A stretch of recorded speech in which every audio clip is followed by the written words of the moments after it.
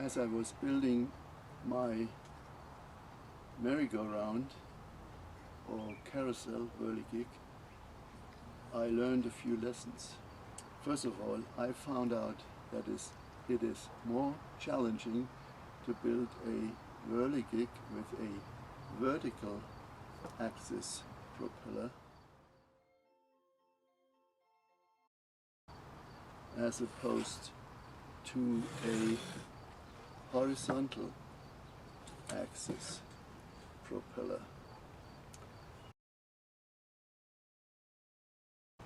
For the horizontal axis propeller, the drive shaft is supported in one or more places, and typically what I do is I will line the wooden part with a brass tubing, and then I feed a brass rod through that, and it's just sitting on these one or two places and can turn fairly easily. There's not much force on the drive shaft. For the vertical axis propeller, it's a different situation, because the vertical axis has to sit on a seat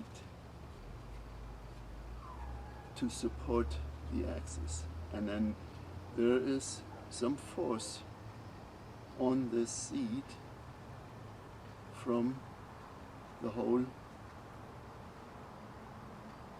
vertical axis propeller and, in this case, the carousel. So there's more demanding on this seat for the vertical axis propeller. Another thing is a lesson I learned is that for the horizontal axis propeller, one usually uses a propeller with blades which are at a 45-degree angle to the hub of the propeller, and it'll turn when the wind hits the propeller from the front, which means a horizontal axis whirligig needs to be able to turn in the wind so that it can turn right into the wind, so that the wind hits it right on, hits the propeller right on, and then it works best.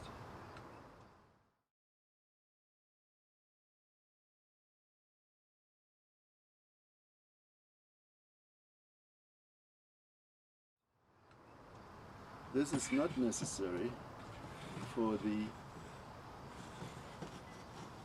vertical axis propeller, but what I found is that this propeller, which works well for the horizontal axis whirligig, does not work well for the vertical axis propeller whirligig, because the wind does not usually come from the top.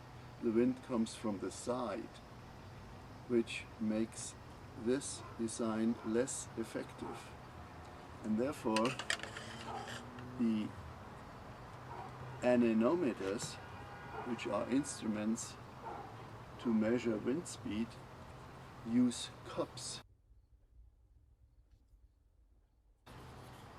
when they use a vertical axis. Not all anemometers use vertical axis, but those who use vertical axis use cups. A whirligig with a vertical axis propeller does not need to be able to turn into the wind, because of the design of the propeller. The wind always comes from the right direction. and therefore I was trying to use a propeller with a cup, or with some cups, and first I tried a 4-cup design, and then I noticed that most of the anemometers with vertical axis use a 3-cup design.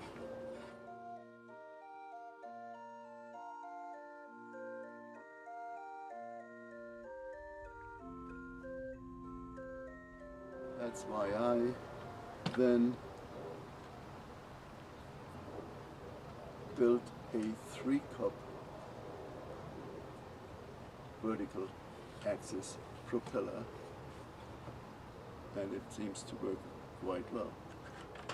Another lesson I learned is that the first idea I had to use a lazy Susan as the seat for the vertical axis propeller does not work very well, because I think the lazy Susan doesn't turn freely enough.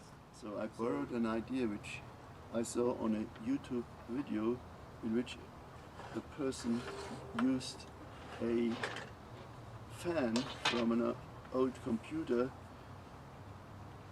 to build an anemometer. So I went to my old desktop, which didn't work anymore, and removed the fan, and then I had to remove the inner part of this fan to use as the seat for the vertical axis propeller Whirligig. And I had to remove the magnet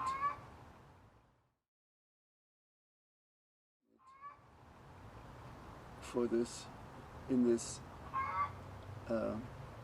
fan, so that it would move freely and not get hindered by the force of the magnets on the coils.